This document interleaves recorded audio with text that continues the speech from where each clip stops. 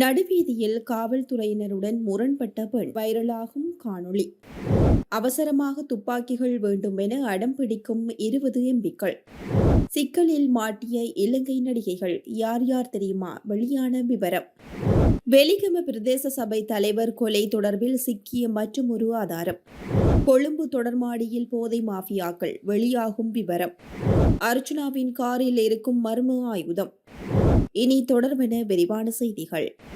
உடுகம்பொல சதிபொல அருகே போக்குவரத்து பணியில் ஈடுபட்டிருந்த காவல்துறை அதிகாரிகளுக்கு பெண்ணொருவர் இடையூறு விளைவிப்பது தொடர்பான காணொளி சமூக ஊடகங்களில் பரவி வருவது தொடர்பான உண்மைகளை காவல்துறை தெளிவுபடுத்தியுள்ளது. தொடர்புடைய காணொளியில் அந்த பெண் ஒரு மூத்த காவல்துறை அதிகாரியின் சகோதரி என்று கூறிக்கொண்டு காவல்துறை அதிகாரிகளின் பணிக்கு தடையாக இருந்ததாக கூறப்பட்டுள்ளது. இந்த பெண் ஒரு மூத்த போலீஸ் அதிகாரியின் சகோதரி என தெரிவித்தது முற்றிலும் தவறானது என காவல்துறை ஊடகப் பிரிவு தெரிவித்துள்ளமை குறிப்பிடத்தக்கது.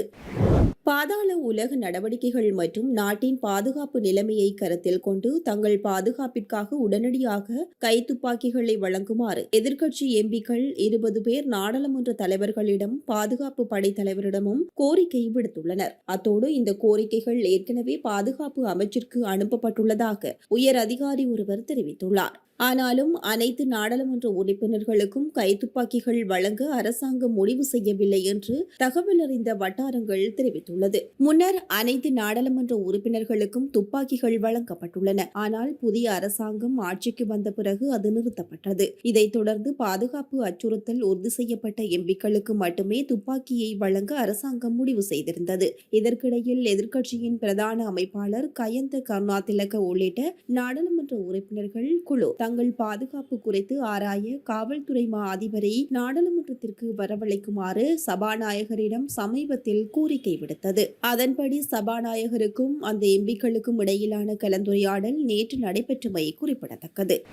வெலிகம பிரதேச சபை தலைவர் லசந்த விக்ரமசேகரவை சுட்டுக்கொல்ல துப்பாக்கிச்சூடு நடத்தியவர்கள் பயன்படுத்தியதாக கூறப்படும் மோட்டார் சைக்கிள் கண்டுபிடிக்கப்பட்டுள்ளது. கதிர்காமம் புத்தள சாலையில் 16வது தூண் அருகே உள்ள காட்டில் கைவிடப்பட்ட நிலையில் குற்றப்புலனாய்வு அதிகாரிகளால் இந்த வாகனம் கண்டுபிடிக்கப்பட்டுள்ளது. அம்பலாந்தோட்டை பகுதிக்கு வந்து சந்தேக நபர்கள் கதிர்காமம் புத்தள சாலை வழியாக கெக்கிராவ பகுதிக்கு சென்றமையும் விசாரணையில் தெரியவந்துள்ளது. இந்த மோட்டார் சைக்கிள் இயந்திர கோளாறு ஏற்பட்டு காட்டில் கைவிடப்பட்ட நிலையில் கண்டெடுக்கப்பட்டுள்ளது. வெலிகம பிரதேச சபை தலைவர் லசந்த விக்ரமசேகர கடந்த மாதம் பிரதேச சபையின் தலைவரின் உத்தியோகபூர்வ அறையில் வைத்து சுட்டுக் கொல்லப்பட்டிருந்தமை குறிப்பிடத்தக்கது. வெளிநாடுகளுக்கு சென்ற நேரம் பத்மையுடன் தொடர்பு வைத்திருந்ததாக சந்தேகிக்கப்படும் 5 நடிகைகள் குற்றப்புலனாய்வு துறைக்கு வரவழைக்கப்பட்டு அவர்களின் வாக்குமூலங்கள் பதிவு செய்யப்பட்டதாக விசாரணை அதிகாரிகள் நீதிமன்றத்தில் அறிக்கை சமர்ப்பித்துள்ளனர். கெஹல் பத்தர பத்மேவிடம் பல வழக்குகள் தொடர்பில் குற்றப்புலனாய்வு பிரிவு தற்போது விரிவான விசாரணைகளை மேற்கொண்டு வருவதாக தெரிவித்துள்ளது. அத்தோடு அவருடன் தொடர்புடைய 5 நடிகைகளிடமிருந்து வாக்குமூலங்கள் பதிவு செய்யப்பட்டுள்ளதாக நீதிமன்றத்தில் தெரிவிக்கப்பட்டுள்ளது. இந்த நடிகைகள் கெஹல் பத்திர பத்மேவுடன் தொடர்பு வைத்திருந்தார்களா என்பதையும் சட்டவிரோத போதைப்பொருள் கடத்தல், பண மோசடி அல்லது ஆயுதங்கள் தொடர்பான குற்றங்களில் ஈடுபட்டார்களா என்பதையும் கண்டறிய மேலும் விசாரணைகள் நடத்தப்படும் என்றும் அதிகாரிகள் நீதிமன்றத்தில் தெரிவித்துள்ளனர். இந்த விசாரணைகளின் முன்னேற்றம் குறித்து அடுத்த மாதம் 7ஆம் தேதி நீதிமன்றத்தில் அறிக்கை சமர்ப்பிக்குமாறு நீதிமன்றத்திற்கு அறிவுறுத்திய நீதிபதி சம்பந்தப்பட்ட வழக்கை அந்த திகதிக்கு ஒத்திவைத்துள்ளமையும் குறிப்பிடத்தக்கது.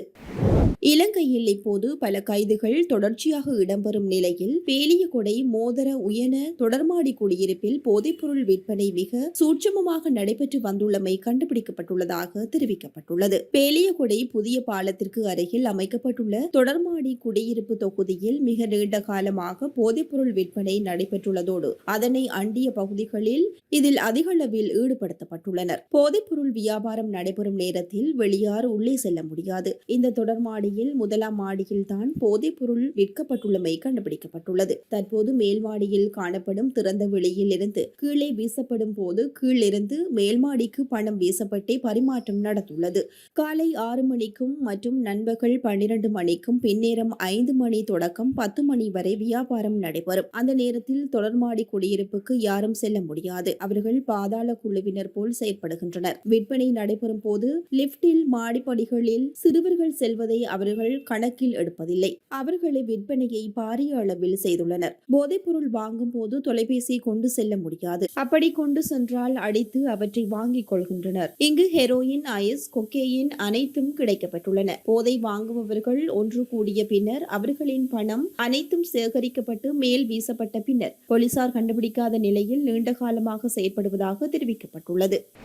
சொந்த பாதுகாப்பிற்காக வாளை ஏந்தி வருவதாக யாழ்ப்பாண மாவட்ட நாடாளுமன்ற உறுப்பினர் ராமநாதன் அர்ச்சுனா தெரிவித்துள்ள கருத்து பரபரப்பை உண்டாக்கியுள்ளது. தனது உயிருக்கு அச்சுறுத்தல்கள் இருந்த போதிலும் அரசாங்கம் தனக்கு பாதுகாப்பு வழங்காததால் இவ்வாறு வாளை வைத்திருப்பதாக அவர் குறிப்பிட்டுள்ளார். சபாநாயகர் மற்றும் போலீஸ் மா அதிபருக்கு இது தொடர்பாக தான் அறிவித்துள்ளதாக அர்ச்சுனா குறிப்பிட்டதாக தென்னிலங்கை ஊடகம் ஒரு செய்தி வெளியிட்டுள்ளது. தன்னுடைய உயிருக்கு அச்சுறுத்தல் இருந்ததால் இதற்கு முன்னர் 2 முறை எழுத்துப்பூர்வமாக பாதுகாப்பு கோரிய போதிலும் அரசாங்கத்திடமிருந்து எந்த பதிலும் கிடைக்கவில்லை என்றும் அர்ச்சுனா குறிப்பிட்டுள்ளார். அத்துடன் தனது சொந்த பாதுகாப்பிற்காக ஒரு துப்பாக்கியை கோரிய போதிலும் அதற்கும் அரசாங்கத்திடமிருந்து அனுமதி கிடைக்கவில்லை என்றும் அவர் கூறியுள்ளார். பின்னர் விலங்குகளிடமிருந்து தன்னை பாதுகாத்துக் கொள்ள ஒரு ஸ்ப்ரே துப்பாக்கியை கோரிய போதிலும் அதற்காக அரசாங்கத்திடமிருந்து எந்த பதிலும் தனக்கு கிடைக்கவில்லை என்றும் அர்ச்சுனா சுட்டிக்காட்டியுள்ளார். எனவே தனது சொந்த பாதுகாப்பிற்காக ஒரு வாளை தன்னுடன் வைத்திருப்பதாகவும் அதை எப்போதும் தனது காரில் வைத்திருப்பதாகவும் இது குறித்து சபாநாயகர் மற்றும் போலீஸ் மா அதிபருக்கு தெரிவிக்க நடவடிக்கை எடுத்துள்ளதாகவும் அர்ச்சுனா தெரிவித்துள்ளதாக செய்தி வெளியாகியுள்ளமை குறிப்பிடத்தக்கது.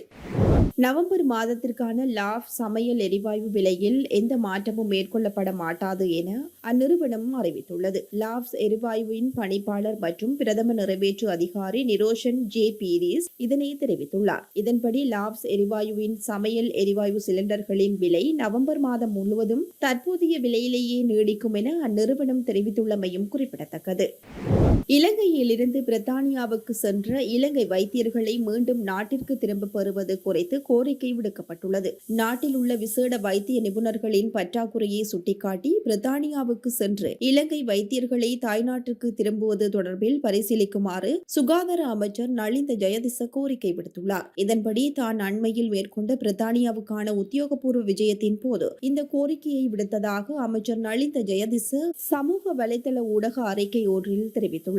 இலங்கை உயர்ஸ்தானிகரால் ஐக்கிய ராச்சியத்தில் வசிக்கும் இலங்கை வைத்தியர்களுடன் ஏற்பாடு செய்யப்பட்ட ஒரு கூட்டத்தில் தான் கலந்து கொண்டதாகவும் அப்போது அந்த கோரிக்கையை விடுத்ததாகவும் சுகாதார அமைச்சர் குறிப்பிட்டுள்ளார். இது தொடர்பில் அவர் மேலும் குறிப்பிடுகையில் இந்த கலந்துரையாடலின் போது பல்வேறு காரணங்களுக்காக நாட்டை விட்டு வெளியேறியுள்ள எமது விசேட வைத்திய நிபுணர்களை நாடு திரும்புவது குறித்து பரிசீலிக்குமாறு ஒரு விசேட வேண்டுகோளை விடுத்தேன். எமது சுகாதார சேவையில் தற்போது விசேட வைத்திய நிபுணர்களின் பற்றாக்குறை நிலவுகிறது. அவர்கள் இலங்கைக்கு திரும்பி பணியாற்றினால் அவர்களின் அனைத்து முந்தைய சேவை பலன்களுடன் சேர்த்து அதே பதவிகளில் மீண்டும் நியமிக்கப்படுவார்கள் என்றும் உறுதியளித்துள்ளார் என்பதும் குறிப்பிடத்தக்கது.